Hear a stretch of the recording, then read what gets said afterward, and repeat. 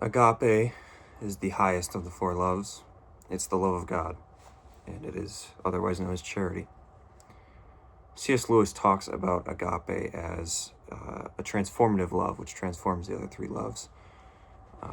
By loving God, one receives the love of God. One receives what God has done, one comes to know what God has done, and one transforms his other loves. So, I just want to start by quoting from C.S. Lewis on page 127 of The Four Loves. Talking about God, he says, He creates the universe already foreseeing, or should we say seeing. There are no tenses in God.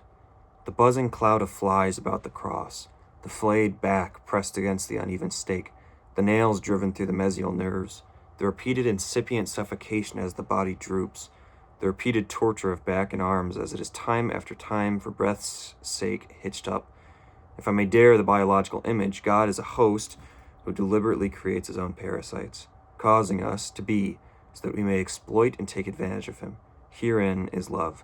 This is the diagram of love himself, the inventor of all loves. So he talks about the crucifixion as being the image of love, and I think that's certainly right. Creation itself as well. God created man as a generous gift to share in beatitude, and man betrayed God. And all throughout the Old Testament, God offered covenants, and man continued to break them all.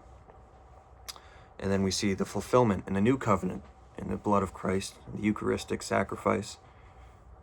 Christ dies in the most brutal way at the hands of the people he created.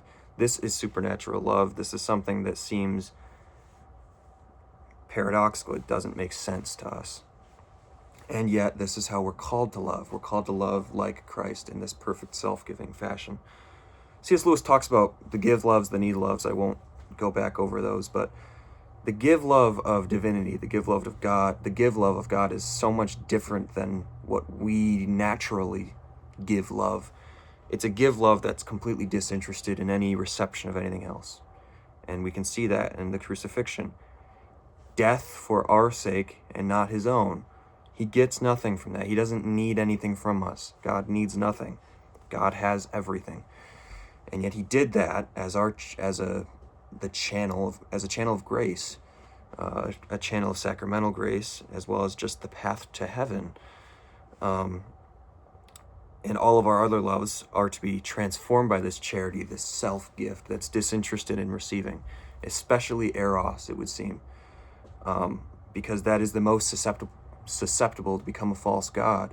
And so we have to love others, we have to love our spouse, as God loves the world.